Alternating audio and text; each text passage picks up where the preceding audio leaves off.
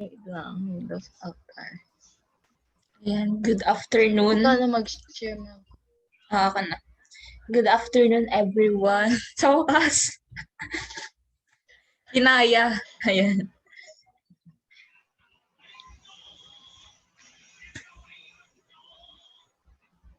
Di ba, fresh? Sana all fresh. Sana all. Wala po ata sa tibon ngayon. Yup. Nag-excuse siya kanina because nahihilo daw siya. Na-over na siguro sa akad.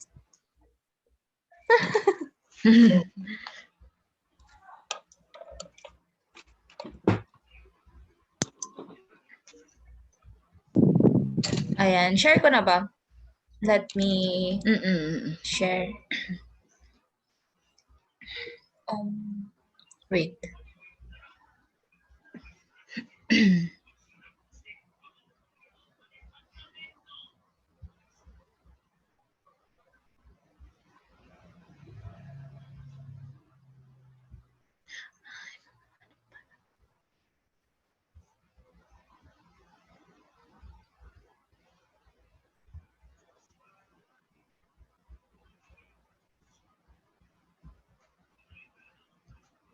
Okay, start na ako. Ayan, good afternoon guys. Andito na naman kami. Tutulong sa inyo. Charot. Ayan, tutulungan naman namin kayo ngayon na magsagot sa multiple choice questions sa inyong book. Natapos nyo na halos lahat ng problem dun sa book ninyo. And ngayon naman, multiple choice tayo. And sasamahan nyo kami na magsagot. Hindi lang kami yung mag-discuss, pero kailangan din namin ang sagot ninyo para alam namin kung nagigets nyo na ba or hindi pa, ganon. Tapos, hindi ko muna sasabihin yung sagot. I-chat nyo na lang agad yung sagot ninyo dyan sa chat box. Ayan. So, start na tayo sa ating first problem. Number 1, suppose RJ Garciano had sales of 300,000 and sales returns of 40,000.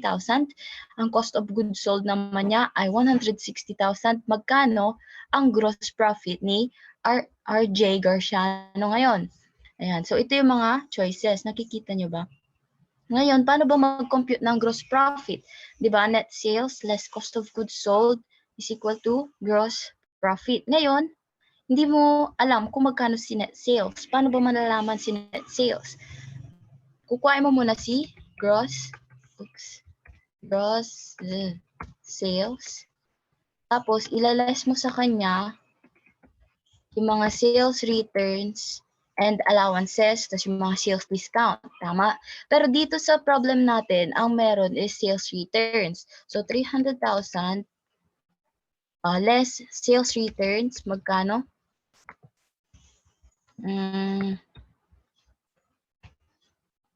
Yan, 260,000.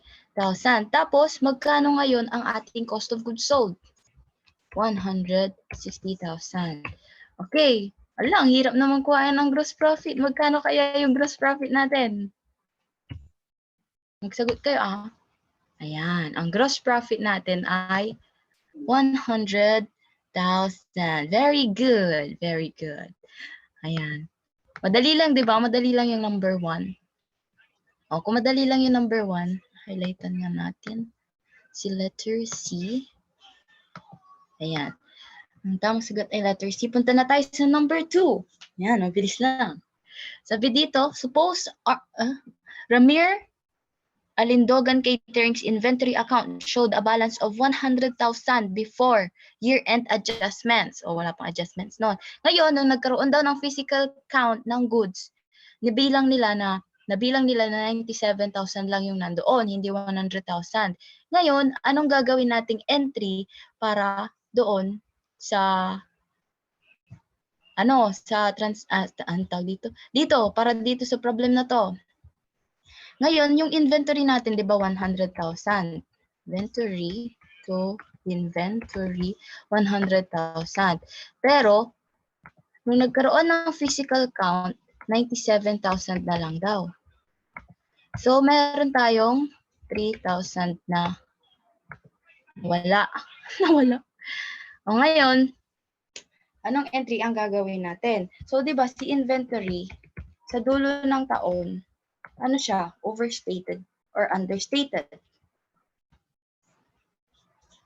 Siya ay naglag. Overstated siya. Overstated. Sobra siya. Kasi nga, 97 lang, pero before year-end adjustments, 100 yung sinabi. Pero nga, 97,000 lang. Overstated siya ng 3,000. Eh ngayon, si cost of goods sold, ano siya ngayon? Siya ay understated. Paano ko nasabi? Magkaroon tayo ng physical count. Ganito. Kunwari, meron kang beginning balance na 10 pesos. Ay, 10. 10 pesos. Tapos, nagkaroon ka ng purchases na 10 din. Okay, so ilan lahat yan? 20 na, tama? Nagigets pa ba? Ngayon, yung ending inventory mo daw, 97 yan. Ang example ko, ang ending inventory mo is 5 na lang. 5 ang ending inventory mo. Ay, wait lang. Wala pang error dito pala Kunwari lang to. Wait lang. Para maganda. Ang ending inventory mo ay 5. So, ito, less dito, meron kang COGS na 15 pesos. Eh ngayon, nung nagkaroon ka ng physical count, ang ano mo na lang, nakikita pa ba? Ang ending inventory mo na lang daw pala is 3. So, ano mangyayari sa cost of goods sold mo? Madadagdagan. Tama? Enter. Ayan. So, dito, sa nung nabawasan si inventory, naging overstated siya. And si cost of goods sold naman, understated. So, anong gagawin natin? Babawasan natin si inventory at si cost of goods sold. Anong entry? Debit cost. Dadagdagan pala natin si cost of goods sold and babawasan si inventory. Debit cost of goods sold na 3,000 and credit inventory na 3,000. So, ang tamang sagot ay letter B. Ayan, sana nakukuha nyo pa. Number 3. Which account in question 2 would Ramir Alindogan close at the end of the year? Ano ba yung mga kino-close natin na account at the end of the year? Di ba yung mga nominal accounts or temporary accounts? And yung mga accounts na yun, di ba yun yung kadalasan nakikita natin sa income statement? Ngayon, alin dito yung mga nakikita natin sa income statement? Si cost of goods sold. Siya yung nominal account, kaya siya yung i-close natin at the end of the year. Okay. Next na. Nakigets pa ba? Okay, thank you po. Sa ikaw ba yan, Mabet? Ayan. Next, number 4. On a worksheet for a merchandising entity that uses the perpetual inventory system, the cost of goods sold is contained in one account in the balance sheet column. B, the cost of goods sold is contained in one account in the income statement columns. Letter C, the cost of goods sold is created by an entry in the adjustments account. And the letter D, the items composing cost of goods sold are scattered through the income statement columns. So, ang cost of goods sold, di ba sa income statement yan? Ngayon, ang tinutukoy dito is yung perpetual inventory system. Si cost of goods sold ba, kapag perpetual inventory system ang gagamitin natin, makikita siya sa worksheet? Yes, makikita siya sa worksheet. Pero saan banda? Doon siya sa may income statement columns. Ayan. So, wait lang. Itong cost of goods sold, letter A, mali yan kasi nga hindi siya balance sheet account. Diba? Si cost of goods sold, income statement account siya. Itong letter C naman, mali din siya. And letter D naman, items composing cost of goods sold are scattered through the income statement columns. Ano ba yung mga accounts na under the cost of goods sold? Yung mga purchases, di ba? Beginning in, purchases, purchase returns, ganon. ano pa, basta may iba pang mga account under cost of goods sold, pero scattered lang sila doon sa income statement columns kapag periodic inventory system ang gagamitin. Pero ang tinatanong nga dito is yung posisyon ni cost of goods sold kapag perpetual inventory system ang ginagamit. Okay. Number 5. Which of the following accounts would not appear on a worksheet for a merchandising entity that uses periodic inventory system? Ayan. So, sa worksheet under periodic inventory system, ang hindi mo makikita dyan ay si cost of goods sold. Hindi siya makikita. Ang mga makikita mo sa, tawag dito, sa worksheet na gumagamit ng periodic inventory system, sila purchases, sales returns and allowances, transportation in, ganyan. Ano pa? Purchase returns, yung mga ganon. Pero si cost of goods sold, hindi mo siya makikita doon. Parang yung mga account under the cost of goods sold naka-scatter sa worksheet. Ganon nga sa sinabi ko kanina, di ba? Basta under periodic inventory system, di mo makikita si cost of goods sold as one line item. Number 6 naman, which of the following account would appear on a worksheet for a merchandising entity that uses perpetual inventory system? Ayan. Anong makikita natin ngayon? Si cost of goods sold. Kung kanina, tawag dito, hindi makikita under periodic inventory system si cost of goods sold. Dito naman sa number 6, makikita siya sa worksheet kapag ang gagamitin mo is perpetual inventory system. Kasi nga, kapag periodic, ang tawag dito, wait lang, sulat ko, ay type ko. Periodic, yung mga accounts ay scattered. Pag perpetual naman, as COGS yung mga nandoon. Nakukuha ba? Ayan. So, yun lang yung part ko. Susunod sa akin, si atin yung mabet.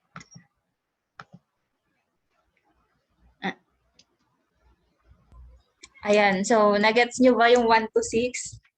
Tanong ko lang kung ano ba, tapos nyo na ba to sa, ano ng topic nyo ngayon sa basic accounting? Sinasagutan ko yung, yung comprehensive problem na number 23. Hindi pa kayo nag-start sa chapter 8? Hindi pa po. Okay. So, ayan. Advance tayo ngayon. Pero for sure, gets nyo naman na, gets nyo ba? Nagigets nyo ba? Nasa tamang landas pa ba tayo? Baka may gusto kayong ipaulit, ganun. Pwede naman. Sabihin nyo lang. At aming uulitin. Ayan, kung wala naman, kasi mabilis ang ating oras. Tumatakbo ang oras. Punta na tayo sa number 7. So, sabi sa number 7, the closing entries for a merchandise entity, di ba? May typo. Sorry na. Merchandising entity using the perpetual inventory system. So, A, are fewer in number than if the periodic inventory system were used. Or B, are the same regardless of inventory system use. C, calculate the gross profit in the income summary account. Or D, do not affect the merchandising inventory account. Yan. You can chat your answers or unmute. A, B, C, or D.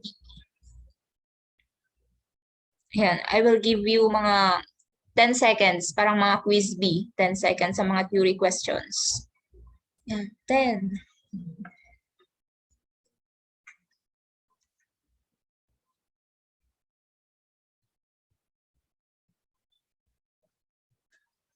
Ayan. So, wala.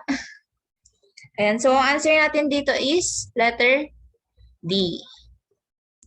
Do not affect the merchandising inventory account. Bakit C? D? So, sabi niya, under si under sa perpetual inventory system, yung closing entries, meron tayong 4 step. So, it involves 1, yung closing the sales of merchandise account to the income summary. Second, yung i-close lahat ng expenses. And then, third is including the cost of goods sold of the merchandise to the income summary. And then, next is transferring the balance of the income summary account to the capital account. And then, yung last is yung ita-transfer natin yung balance ng drawing sa capital account. So, the merchandise inventory account will be increased or decreased only when any purchases or sales of merchandise takes place kapag perpetual inventory system. So, since ito nga ay perpetual, it records all the sales and purchase transactions immediately, and the merchandise inventory account is always updated.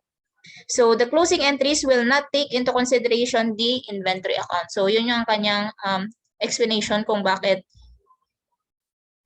it does not affect the merchandise inventory account kapag perpetual inventory system. So next, number 8, which of the following accounts would not be closed by a merchandising entity that uses perpetual? So perpetual ulit. So A, cost of goods sold, B, income summary, C, merchandise inventory, and then D, sales returns and allowances.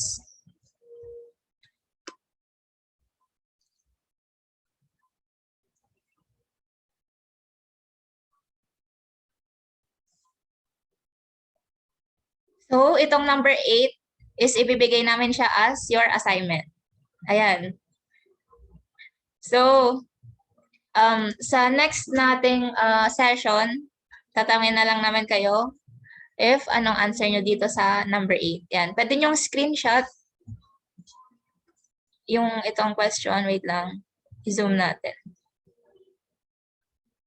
Ayan. Which of the following accounts would not be closed by a merchandising entity that uses perpetual inventory system? A, COGS, B, income summary, C, merchandise inventory, or D, sales returns and allowances.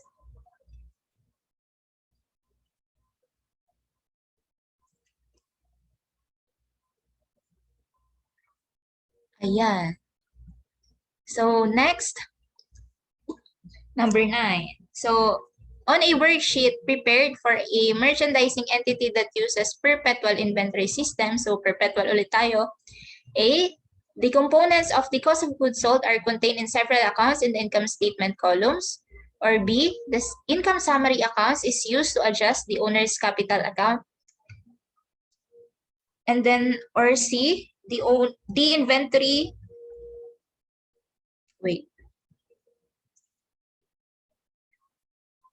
Ayan, but nakulangan ang ating choices. But yung letter C, the inventory amount in the balance sheet columns is the same as in the trial balance columns. Or letter D, the owner's withdrawal account is closed into the owner's capital account. So yung letter C,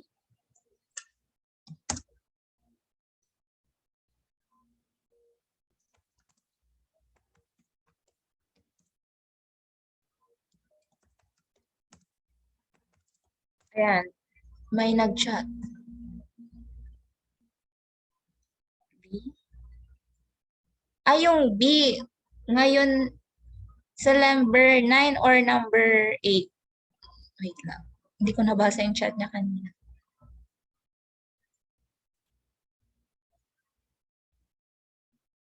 Saan yung B? Bravo. 8. Basta assignment nyo yan. Ayan.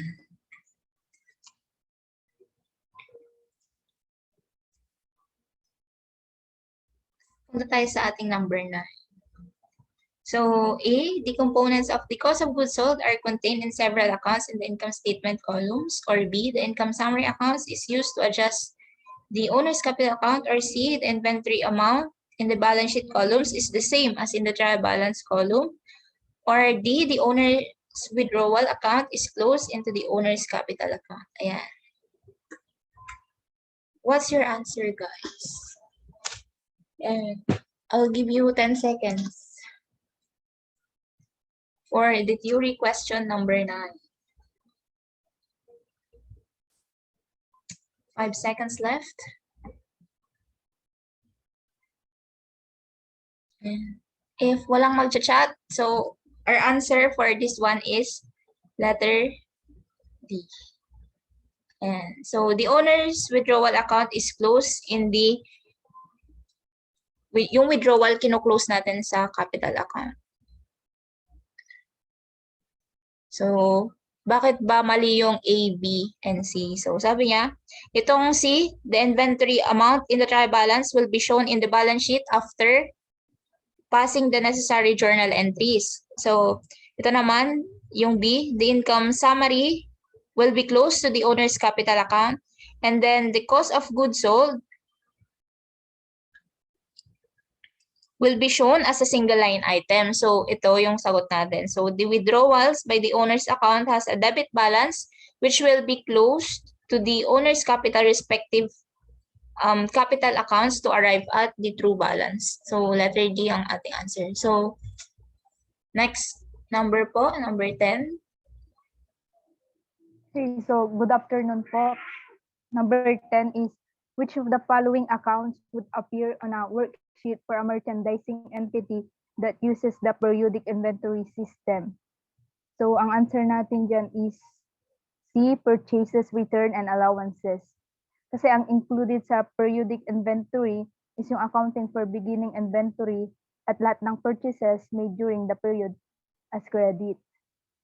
And then number 11, which of the following account is closed by debiting the account? So the answer is B, purchase, return, and allowances. And then i-credit natin siya sa income summary. Yung purchases, sales, return, and allowances, transportation in is credit yon, and then debit natin sa income summary.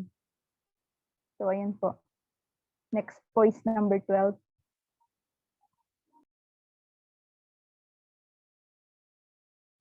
Number 12, sabi dito, which of the following account is unique to a merchandising entity that uses the periodic inventory system?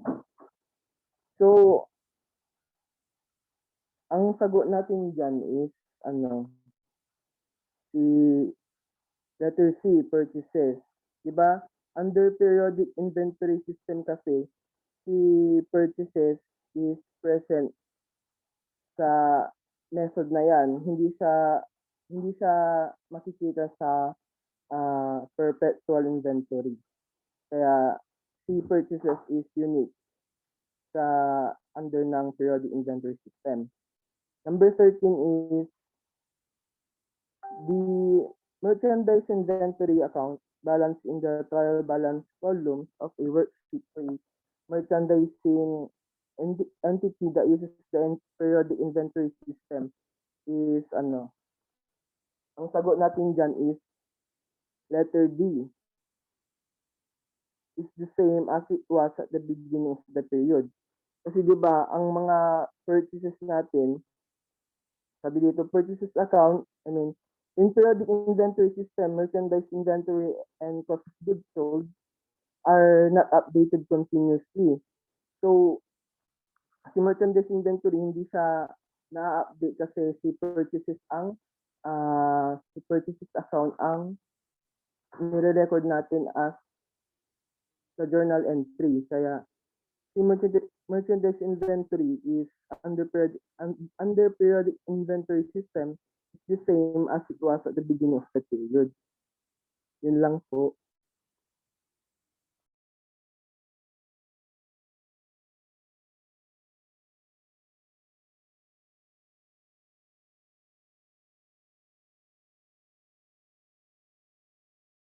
Ayan. So, tapos na yung multiple choice problems natin. Meron ba kayong katanungan? Ayan. Kaya yung hindi malinaw sa inyo na ang tawag dito, hindi nyo na-absorb agad, ganun. Dali, itanong nyo na. O kaya kung meron kayong problema sa mga previous problems, pwede nyo sabihin. Ano pa? Yung assignment nyo, huwag nyo kakalimutan, number 8. Ayan. pakisabihan na din sila Shivon na yung problem 8. Sino pa ba? Si Daphne. Ayan, 4 kayo. 4 na sagot ang makikita namin next meeting. Wala na ba? Wala na bang questions? Violent reactions. Ano pa bang sasabihin?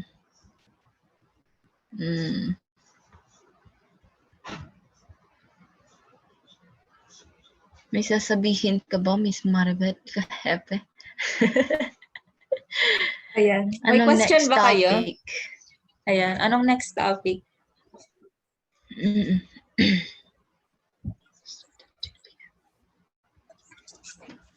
Pwede tayong bumalik, pwede naman tayong mag-advance. Or pwede Nasagutan nyo na yung compre nyo, di ba? Yung compre nila. Nasagutan na nila. Pwede po mag-prepare ng transactions. Wala. Pwede. Pwede. I'm lost po sa perpetual. Maganda yan, maganda yan. Maganda. Sige, prepare Perpetual natin. and periodic na lang. Para may comparison. Comparison. Sige, maganda yan, Jeds. Ano pa? Journal entry to closing entry. Worksheet na din, amo. Kung kaya. Kaya. Lakas ng loob. Siyempre kaya yan. Kung kaya ng time. Sige. Sige. Next topic.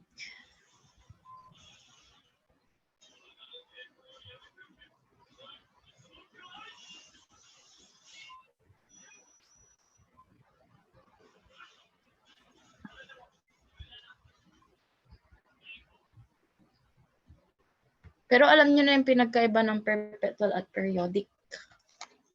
Parang kahit onti lang ganun. Ang tawag dito, may, tayo diba? May handouts tayo nun sa,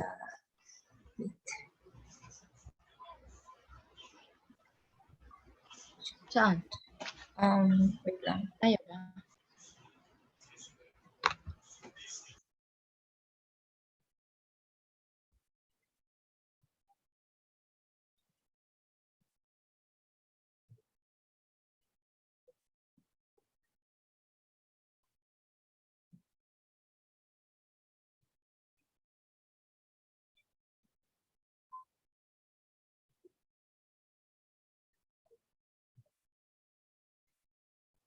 Can you see my screen ba?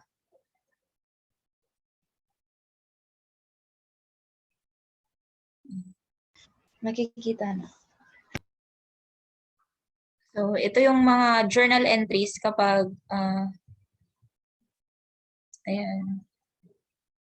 periodic at saka perpetual inventory system. So, kapag nagsold ng merchandise, meron kang, Tapos sa perpetual, since ina-update natin si inventory account, may additional entry ka na cost of sales. Ito ay at cost, and then magki-credit ka ng inventory. And then kapag nag-return, ganun din, i-reverse mo yung in-entry mo kay sale of merchandise. Siyempre, nagbalik si customer sa'yo, so ibabalik mo rin yung inventory. So, dadagdagan mo ngayon sa inventory. Ayan. Walang problema kapag may discount. And then, ito, kapag nag-purchase ka ng merchandise, sa periodic kasi meron tayong mga ibang accounts. Andyan yung mga purchases, ganun. Wherein kapag perpetual, lahat ng mga purchase transactions, dinidebit agad natin sila sa inventory. Ayan. As well as kapag nagbayad tayo ng transportation cost with terms FOB shipping point and freight collect. Ayan. Transportation in kay periodic, and then kay perpetual, syempre dadagdagan mo si inventory niyan. And then kapag nag-return ka naman, dito may ibang account ka which is the purchase returns and allowances, and then Dito naman, babawasan mo ngayon yung inventory mo kasi magbabalik ka ng binili mo. Ayan. Ayan. Nasaan ko na ba to sa GC natin or hindi pa? But for the next, next session, paano po pag purchases tas prepaid shipping point?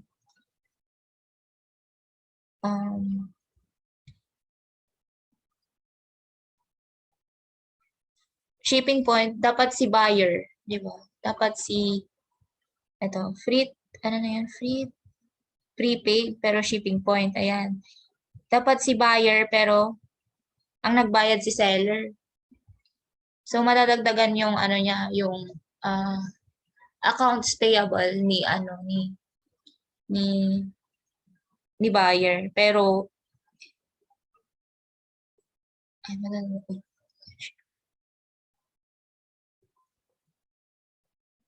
let me think, wait.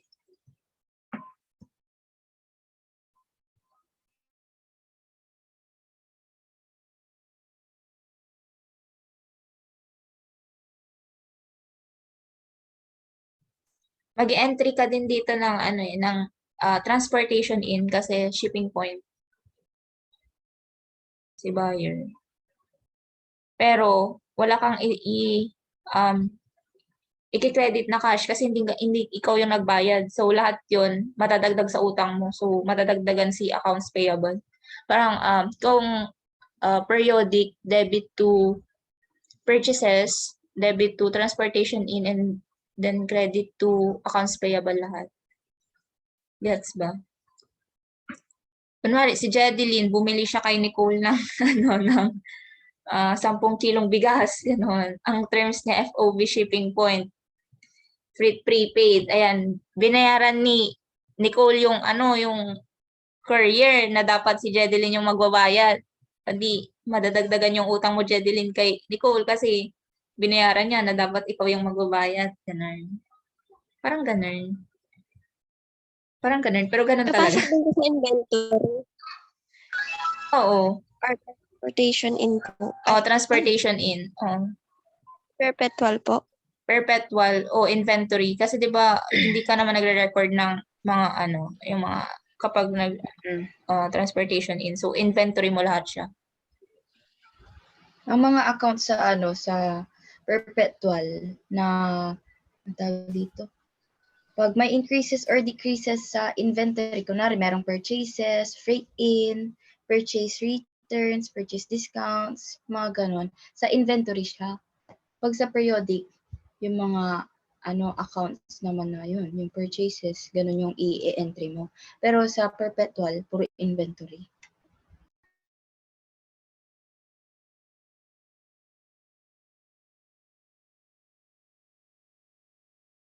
I hope nasagot. Diba? Medyo magulo lang talaga. Pero makukuha mo rin yan. Makukuha nyo rin yan. Di ba ulit po ano? Ano po yung hindi ni-inventory pag perpetual?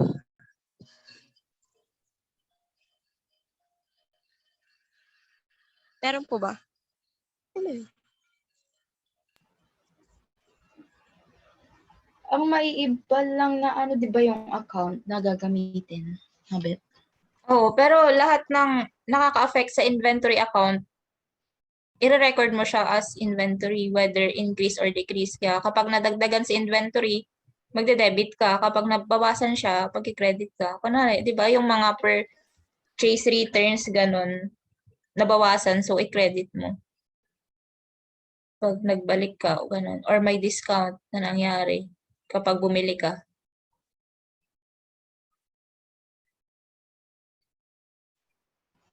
Ang tanong ata ni Jeds yung, meron bang i-inventory sa periodic na hindi i-inventory sa perpetual? Ganun ba? Same lang naman ata same lang naman yung yung mga transactions. Ang pinagkaiba lang yung recording, paano mo siya i-record. Yun nga po, di ba po yung mga yung sa parang yung sa periodic tas perpetual, parang nagkakabaligtaran lang po sila. Like yung mga purchases, sa perpetual magiging merchandise inventory.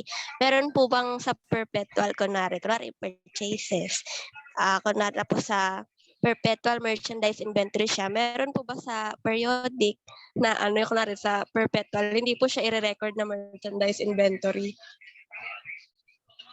O yung mga purchases, ganun. Kasi mayroong mga iba't ibang accounts sa periodic na wala sa perpetual. Pero basically, ano lang sila, inventory accounts lang din sila. Mga, mga inventory accounts. So yung lahat po kunwari ng i-close accounts, merchandise inventory po lahat i-record yun pagka kunwari mag-journal entry. Yung mga accounts to sa ilalim, kunwari yung sales, SRA, SD, mga purchases, transportation in, out, ganun. Puro merchandise inventory po yun sa perpetual. Yung sa sales, 'di ba kapag sa sales hindi sila kasi 'di ba kapag perpetual, ina-update natin si inventory. So every transaction na-update na siya. And then makukompute mo na agad yung cost of goods sold. Whereas kapag periodic, hindi mo pa siya malalaman until at the end of the year kapag magko-compute ka na ng cost of goods sold.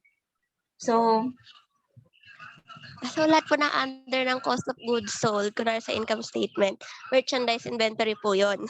Oo, pero yung sales, parehas naman sila sa recording ng periodic and perpetual.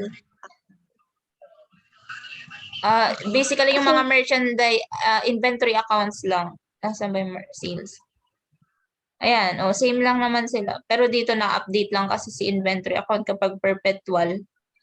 Kapag, ayan, may sales discount din naman kay periodic and then kay perpetual. Ayan. Okay. Okay. Pero kung hindi ka pa rin satisfied, pwede rin naman namin sagutin, beyond this, kasi konti na lang ang ating time. Beyond this galaxy. Ayan. You can turn on your cameras na po for attendance for this session. Thank you sa question. Ayan, napapaisip din kami. Keep them coming. Ayan, yung mga questions niyo. Tanong niyo lang kung saan kayo nahihirapan. Ayan, you can turn on your cameras now for the attendance. Ayan. Hi. Kamusta po ang pahinga? Academic blink. Charot. Ayan. Sino po mag-i-screenshot? Sige. Ako na. Ay, wait lang. Paano yung view dito? Gallery view. Ayan, okay. Ready? 1, 2. Ay, hindi pa naka-open sila Karen at Jamie. Si Jamie na lang. Hello, Jamie. Sige, mag-picture tayo muna. 1, 2, 3. Ayan. Wala pa si Jamie. Isa pa. 1, 2, 3. Ayan. Perfect. Yung post daw ni Chibon. Yung ganun. Sige, painggitin natin si Shivong. Paano ba yan? Ganun. Sige. Paano ako? Hindi ko alam. Ang mahaba yung daliri ko, game. Kaya ko. 1, 2, 3. Diba? Bakit tayo lang, ay? Kim! Hazelyn, halika! Karen, halika! Nangangalay na ako. Karen, halika na! 1, 2, 1, 2, 3. Diba? Yan. Kala mo siya ba? Ayan. So, thank you for attending for today's session. And 3:00 na po. Thank you again. And see you on Saturday. And bye-bye. Thank you. Bye po. I will end the meeting now. Bye.